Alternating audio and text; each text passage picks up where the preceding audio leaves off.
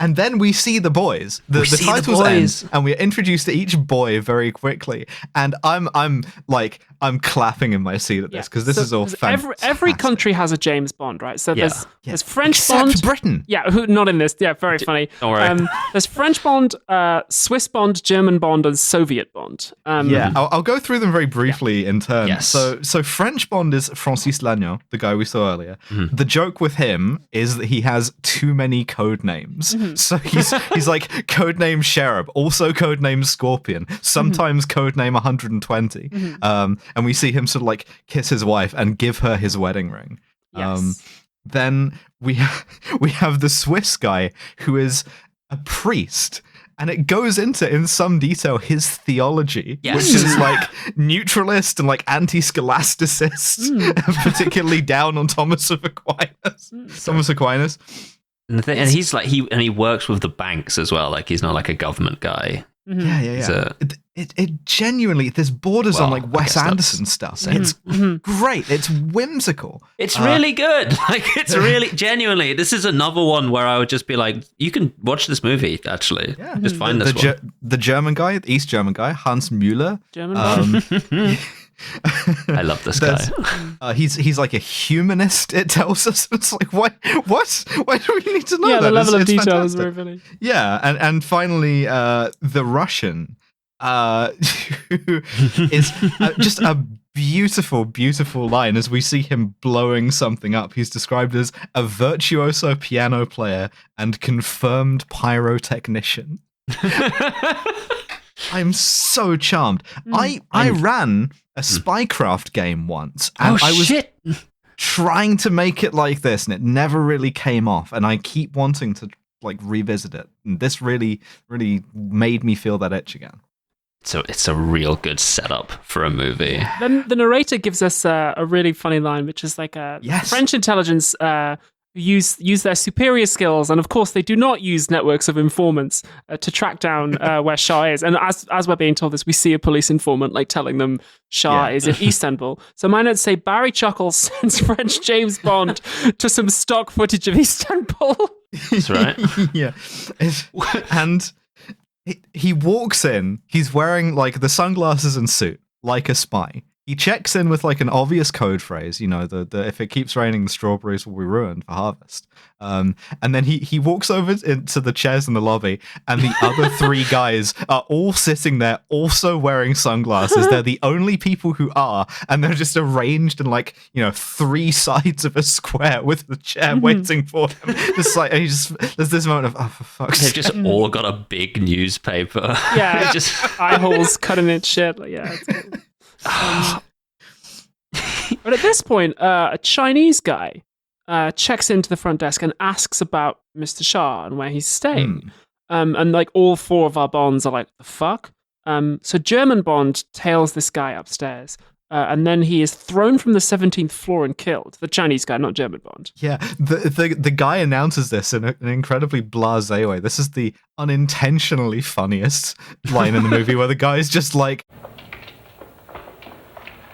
Le Chinois vient de tomber de la terrasse, il est mort. Un client part, un autre arrive. A Chinese guy just fell off the balcony, he's dead. It's just like over the fucking tannoy. It's just like oh. Chinese man just fell off the 17th floor, he's dead. Just like, Chinese man's fallen off the balcony. It's like... He's dead. Ladies and gentlemen, we apologise for the inconvenience, but the service has been delayed due to a Chinese man. I don't know why it's so funny to specifically note this like race. Well, they kill him because he's Chinese. Like that's true. And then they even discuss this There's a little never bit. Like collegiate respect for the Chinese Bond. No. Like Chinese Bond we'll get dead to that instantly. Yeah. We go through like 5,000 Chinese Bonds in this. Yeah, but I'll get to that. We will get there. We will get there. Also, the other funny thing about the Chinese guy, I should say, is that there's a little moment, it's beautifully acted, where as he checks in, the guy asks him for his name, and he has to look at his passport for like a fraction of a second to remember the fake name. And that I love that. Well shit. done to that actor. Good stuff. And then German Bond comes down, and they trade lines like, "Oh well, there's no reason the agents of the West can't work together occasionally." Like with the Soviet Union and East Germany, they're like fully like half half Warsaw Pact. And at this point, Swiss Bond arrives. Yes. And says, Father Caffarelli. So I was funny. Charles' confessor. Yeah. And French Bond says, oh, did he convert?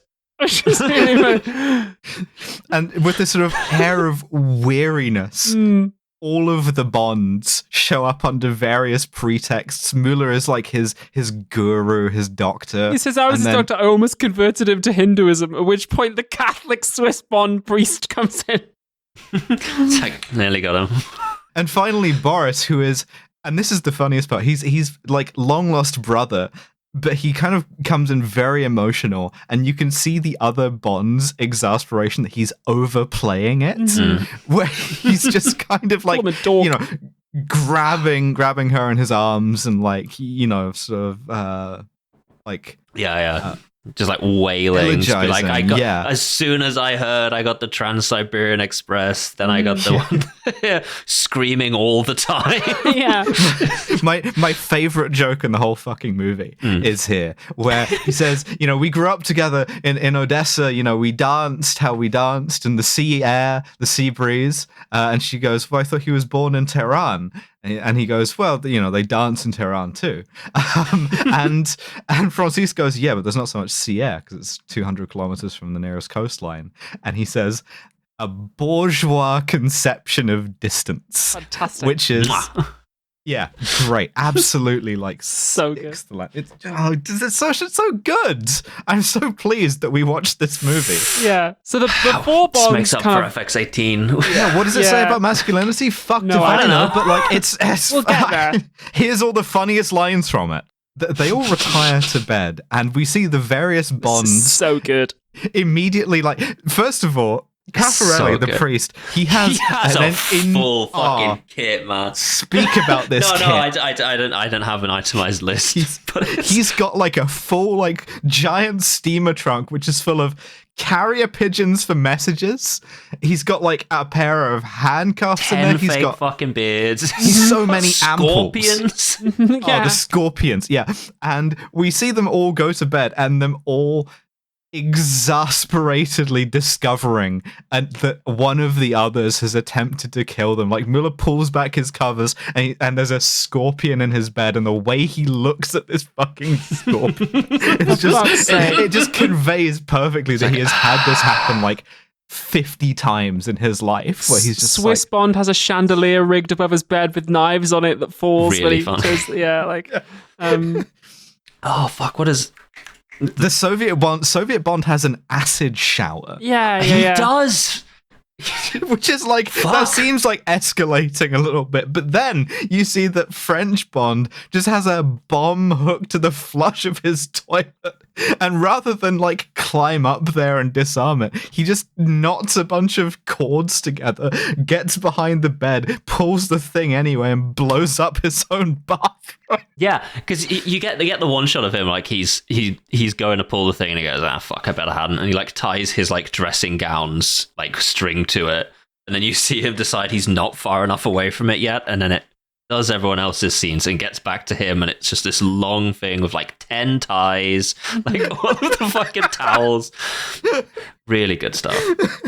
So the next morning, it cuts from this to Swiss Bond saying, gentlemen, I think we should exercise a bit of common sense. Really like that. Just all of them like, okay, boys, we got a bit silly last night. We can't, like, maybe things got out of hand, maybe we should have a truce. They're trying to downplay it too, like German Bond is just like, I found a scorpion in my bed, and I think a Swiss Bond is like, it wouldn't have killed you.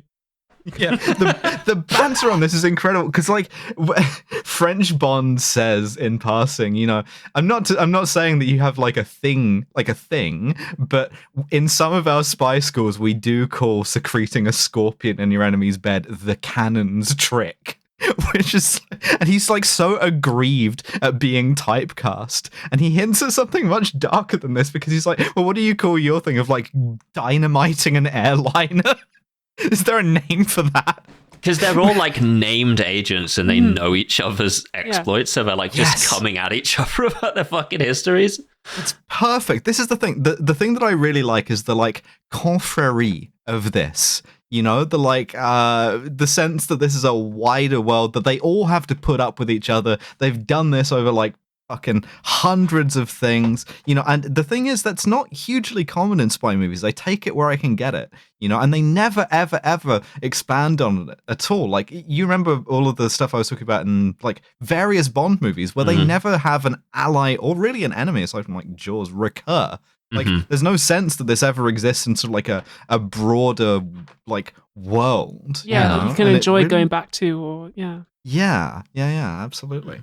There's no kind of like friendly rivalry like this. At this point, a fifth Bond strikes the movie because this is we the meet best. American Bond. Not to be like, Yank I detected. predicted this, but like as soon as I hear the like novelty horn of a like dipshit car outside,